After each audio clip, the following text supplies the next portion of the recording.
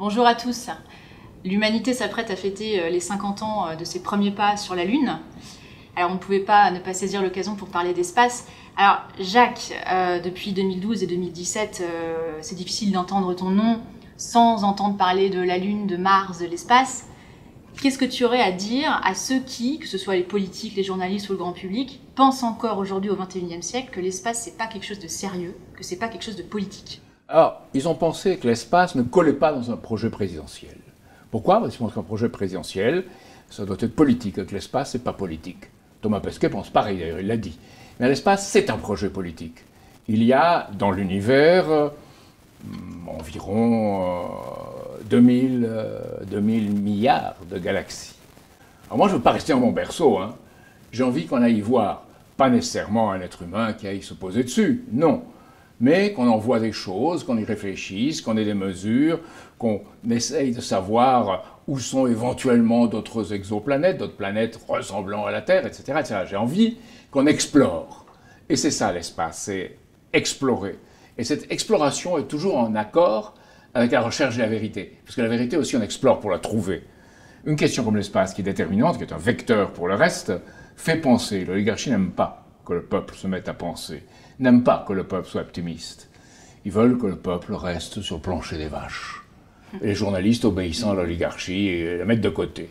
Alors c'est pire que ça, parce qu'on distribue Candide dans toutes les écoles, et Candide dit qu'il faut cultiver son jardin. Surtout, pas aller loin de son pays, et surtout pas dans l'espace. Surtout pas le changer. Surtout pas le changer.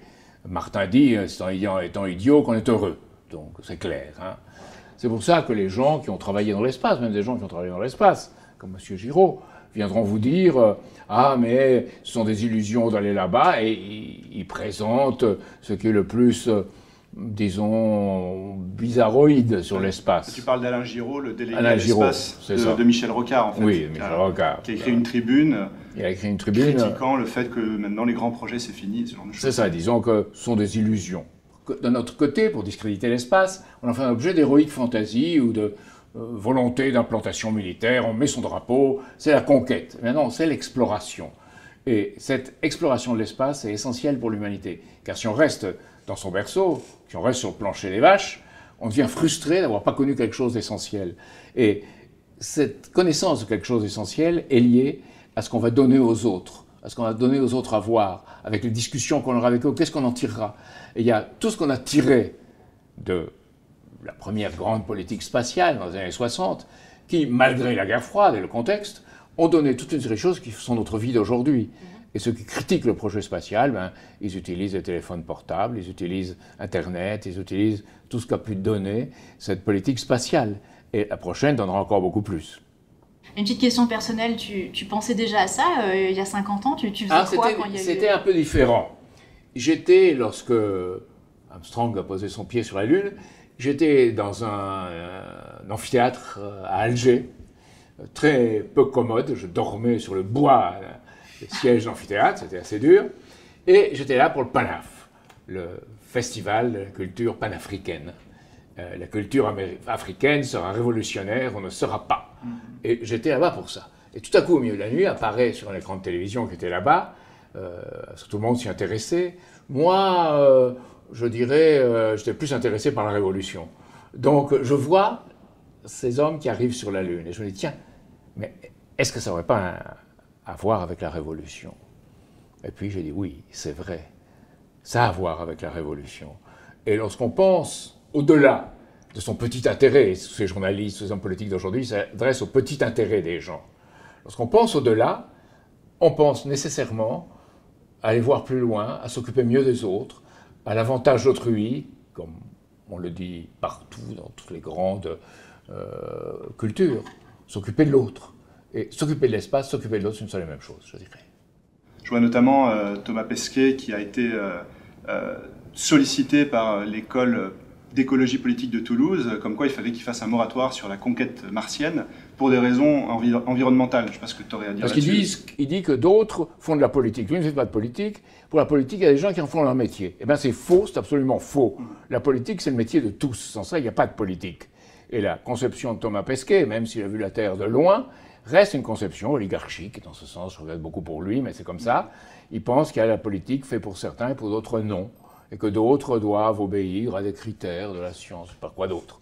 Est-ce qu'on peut dire, par exemple, que les pays émergents, la Chine, la Russie, l'Inde, ou des pays même en Afrique, qui développent de plus en plus leur secteur stratégique au niveau spatial, leur système satellitaire, la Chine qui a fait pas mal de percées, et l'Inde, tu pourras peut-être le préciser également en ce moment, ont compris, eux, que justement c'était un enjeu anti-oligarchique, et que c'était un enjeu politique et économique profond, en réalité. Alors on vous dira non, c'est parce qu'eux aussi veulent devenir grands, eux aussi veulent devenir grands et forts, eux aussi veulent venir s'imposer.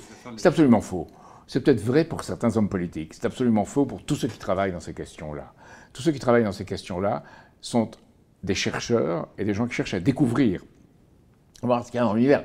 En Inde, par exemple, ils vont envoyer l'Inde, qui n'apparaît pas un des pays les plus avancés. L'Inde envoie un satellite vers la Lune, qui va être tourné autour de la Lune, et un rover qui ira près du pôle sud de la Lune, où personne n'est jamais allé auparavant, et on dit qu'il y aurait de l'eau. Donc pourquoi c'est si intéressant?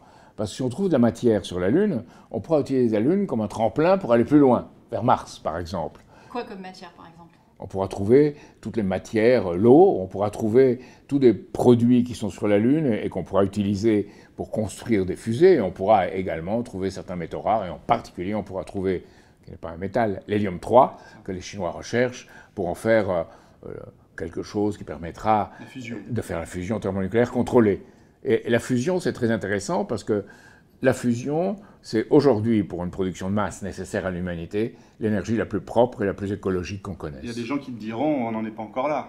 On n'est pas encore là, on n'a jamais été encore là. Hein. C'est le premier qui fait quelque chose, il n'en est pas encore là, puis ça reste à faire. Mais voilà, c'est vrai, et ça prendra un certain temps. 30 ans. Parce que ça prend de plus en plus de temps. La question budgétaire. Il y a des choses, il y a les questions budgétaires. Par exemple, Reagan avait dit qu'on ferait certaines choses. On a commencé, puis on ne les a pas fait entièrement. Et maintenant, vous avez Trump qui est en train de dire en 2024, on sera sur la Lune, programme Artemis. Après, on ira planter un drapeau sur Mars. Mais s'il n'y a pas les ressources, et il semble qu'il n'y en a pas, s'il n'y a pas les hommes, et il semble qu'il n'y en ait pas assez, on n'aura jamais ces programmes-là. La question se pose, oui. Ce qui est intéressant, c'est que Trump réaffirme cela, Trump étant Trump, et Poutine étant Poutine. Il dit il faut en venir, c'est un discours qu'il a fait le 9 juillet, à la fusion thermonucléaire contrôlée, parce que, à condition que ce soit un projet de l'humanité. Il dit ça ne peut pas être un projet russe, ça ne peut pas être un projet américain, ça va être un projet de l'humanité. Ça suppose un système économique de coopération, de développement mutuel. Et c'est là, comme projet commun de l'humanité, que tout ce qui est en pointe, et l'utilisation de masse de ce qui est en pointe, rentre, disons, en accord profond avec l'exigence de l'homme créateur. Parce que souvent, ça, ce que tu dis, ça rentre quand même en contradiction avec cette idée que l'espace est développé par la géopolitique, la guerre froide. Et par rapport à ça, Alors, il y a eu des arrière-pensées dans l'espace. Hein. Ça, on ne peut pas les nier. Oui, non, d'accord. Hermann Oberth ou Wernher von Braun, alors qu'elle a enchaîné, dit Wernher von Braun, qui a lancé ses hommes vers la Lune et qui auparavant avait lancé ses V1 et ses V2 sur Londres. C'est vrai. C'est vrai que Peenemünde, c'était au-dessus du camp de concentration de Dora, où les conditions de vie ont été épouvantables. On dit que pour chaque fusée, il y a eu 4 hommes tués. Je ne sais pas, c'est des calculs qu'on fait, mais c'est possible. Donc, c'est épouvantable. Mais la réalité du travail scientifique, telle qu'elle est celle d'Oberth, de von Braun ou d'autres, ou de Goddard aux États-Unis, ou de Esnault-Pelterie en France. Tiens, Esnault-Pelterie, quelqu'un qu'on devrait connaître bien plus, qui a inventé le manche à balai des avions, c'est lui. Donc après, il a fait tout un effort pour un programme spatial. Tous ces gens-là, leur idée, c'était de donner à l'homme quelque chose dans lequel il pourrait connaître et comprendre plus. Et cette connaissance de plus devait être pour tous les pays du monde et dans chacun des pays, pour tous les citoyens, pour chacun des citoyens. C'est ça le défi. Parce que bon, moi je voulais juste amener la question de la guerre froide, enfin du moins la question géopolitique par rapport à ce que Macron est en train de proposer. Parce que là, Macron... Oui, Macron ou Trump qui veulent faire voilà, comme Trump. Des programmes aéronautiques et spatials pour, disons, militairement aller dans l'espace. Macron dit pour défendre nos satellites. C'est vrai, nos satellites sont attaqués dans certaines circonstances. Donc peut-être faut-il le faire. Mais en même temps, comme dirait Macron lui-même, il faut faire tout un programme de coopération et de développement avec l'ensemble des pays du monde. Et ça, Macron ne le fait pas plus que les autres. C'est ce qu'il appelle un nouveau commandement de l'espace dans l'armée de l'air. En fait. Comme un nouvel ENA, un nouveau commandement de l'espace. On change une institution, on change une chose et on pense que ça touche à la réalité. La réalité, ce n'est pas ça. La réalité, c'est le changement de principes, avec des principes meilleurs que ceux qu'on suivait auparavant, et c'est l'application de ces principes qui change l'univers. Et de ce point de vue, il est beaucoup plus important que les Japonais aient envoyé leur sonde et qu'ils soient arrivés très loin de la Terre. Sur un astéroïde. Et ont réussi à y prendre un bout de cet astéroïde à une certaine petite, mais à une certaine profondeur, pour voir évidemment, pour discerner de quoi il est composé. Et là, c'est toute l'histoire de la Terre, toute l'histoire du monde qui est là, qui se trouve là, niché là. Donc si on ne veut pas connaître l'histoire, si on veut rester chez soi, j'insiste sur ça. On devient une sorte d'être indifférent qui n'est pas intéressé par tout ce qui l'entoure. Et la passion pour ce qui nous entoure, la passion pour l'autre d'abord, la passion de l'espace. Regardez, en 1983, sous Brejnev, en Russie, les astronautes sont réunis tous, de l'Est comme de l'Ouest. Et ensemble, ils ont fait une société. Jamais, dans aucun secteur, on n'aurait pu faire ça. Et ils l'ont fait. Et ils avaient une société pour le développement de l'espace et la paix.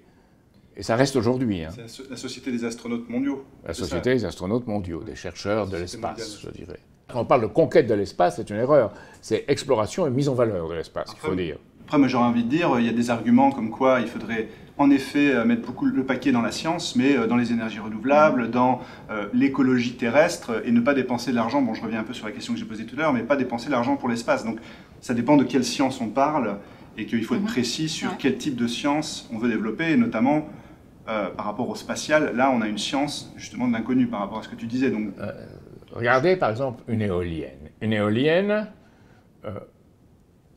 on a l'impression que c'est une sorte de moulin à vent et que c'est basé sur des techniques, disons, simples et que ça capture le vent et que ça ne pollue pas. Ça pollue beaucoup, une éolienne, parce qu'il y a énormément de matériel incorporant de terres rares dans une éolienne qui exige pour l'extraction la pollution et après pour la réélimination ou le recyclage de la pollution.